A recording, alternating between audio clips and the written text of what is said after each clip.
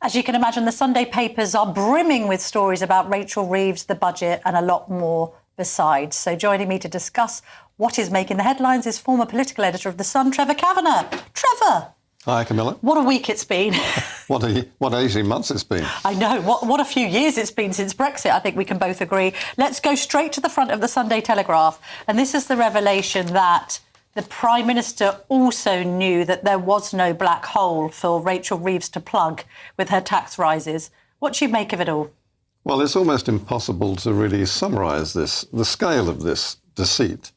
But it's the trademark of this government, and the manifesto of the next election must be for Labour lies, damn lies, and Labour budget speeches, because we know now that the Office of Budget Responsibility, which is lauded by both the Tories and the Labour Party, warned and advised Rachel Reeves before she made that dramatic speech that she had more money than she needed. Yeah, so she made the speech on November the 4th, but on October the 31st, the OBR tells her, actually, there's no black hole, you've got a £4.2 billion surplus.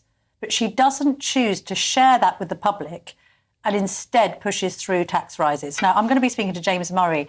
I think he's going to make the argument, as the Chancellor has on other broadcasters this morning, doesn't want to come on GB News, can't imagine why, thinks she's probably fit.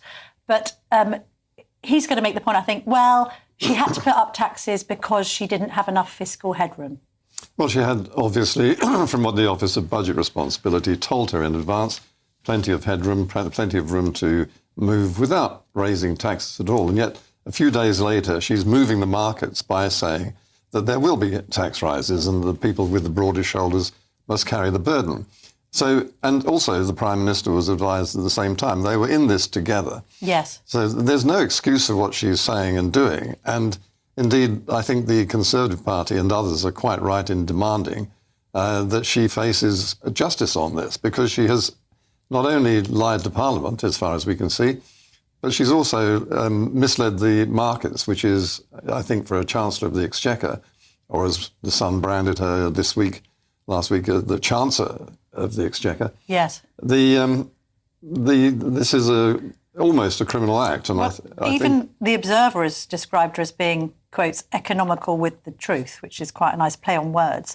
Dan Hodges in the Mail on Sunday is making the point that if she is investigated by the Financial Conduct Authority, if they find that she in public office has misled the markets, then they could impose unlimited fines or, Trevor, a custodial sentence. Yes, it's unlikely to come to that. Well, I was going to say, is that going too far? She could be jailed.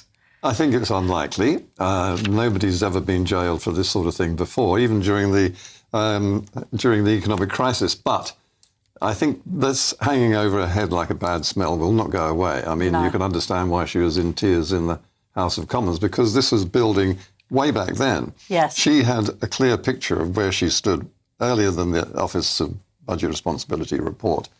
And she has been in deep trouble throughout all of this because she has misled herself and the public. Your personal data could be exposed right now without you even knowing it. And if you want it removed, use incogni.com/GB News in the description now and get 60% off an annual plan on us. Incogni reach out to the data brokers on your behalf and request that your information be deleted from their databases. And they'll keep sending removal requests to make sure your data stays gone. Sometimes your information ends up on strange, obscure websites that automated tools just can't reach. And that's why Incogni just launched their unlimited plan with a feature called Custom Removals. With this, you can submit any link where your personal information appears, literally paste in the URL, and their privacy team will investigate and work to get it removed. And getting started is super easy. Hit the link in the description,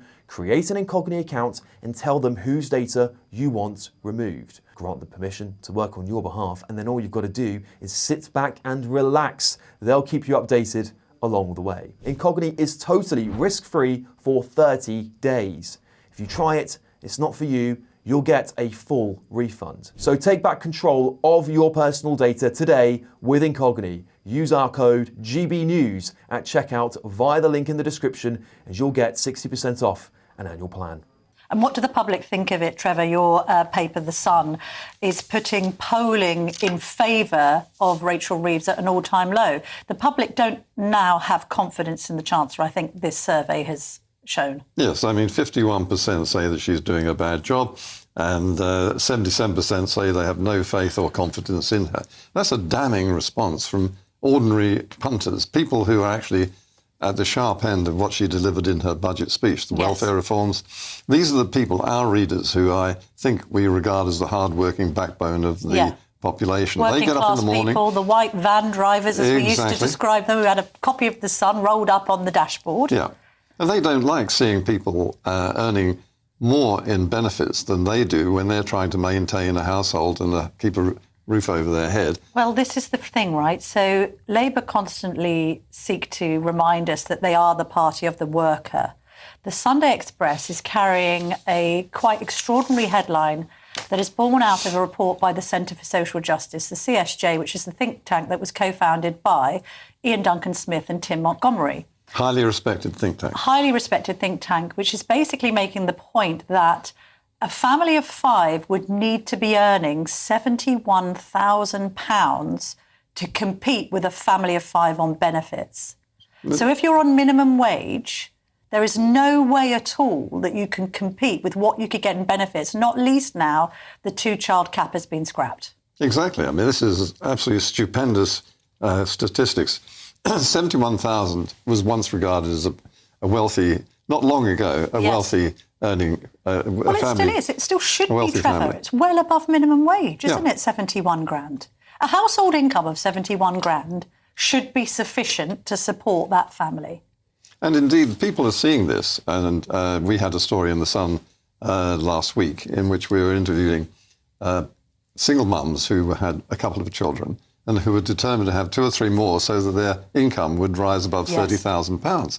That's a lot of money for a couple in order to get that after paying tax and national insurance. And But if the system rewards this, so because one has to put oneself in the position of the single mum with 2 or 3 kids, if she can earn, I think Fraser Nelson revealed this in a documentary for Channel 4 Dispatches, and I remember the figure.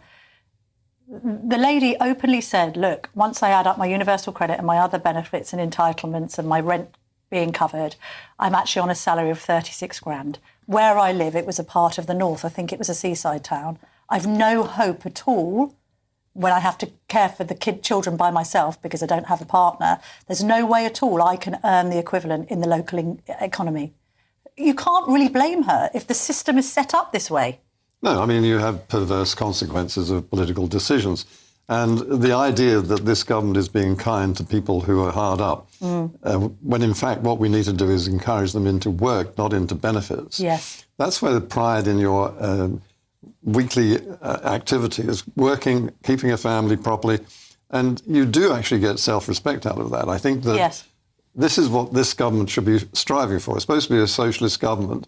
Well, it is a socialist government, and it should be looking at the people that it's supposed to be paying for it. Getting them into work is what this government, Labour government, is supposed to be about. Final story, Trevor, because I know James Murray, who is the Chief Secretary of the Treasury, is waiting in the wings and we do want to hear from him on the budget. Just a final thought on 2 different stories. First of all, the Mail on Sunday say that Trump thinks that Keir Starmer won't go the distance and is hoping he has a part of his presidency, which also includes Nigel Farage as Prime Minister. Hold that thought. The other story that was of great interest to you is the University of Cambridge saying what about reform? Yes, and indeed they're not going to be, they're going to allow reform to have its say and be represented in Cambridge debates. Now, this is a big leap forward for Cambridge. It's a big leap forward for the woke education system. And the endorsement from President Trump may well come true because I don't think this government is going to last the distance. So we could have a general election within the next 2 or 3 years. And if that were to be the case at the present, Nigel Farage would be the next Prime Minister. Also, if you're at Cambridge, you're worried about 2 things, aren't you? A crackdown on student visas, which means that you don't get overseas students paying much higher tuition fees, which then affects your finances, and also any change to the funding model at all. I mean, Farage could come in and say anything about the number of people going to university and all the rest of it, Trevor. And indeed, the Cambridge decision to recognise reform shows that they're in a state of panic and realise their time may be up. Trevor Kavanagh, thank you very much indeed for joining me this morning to go through the papers.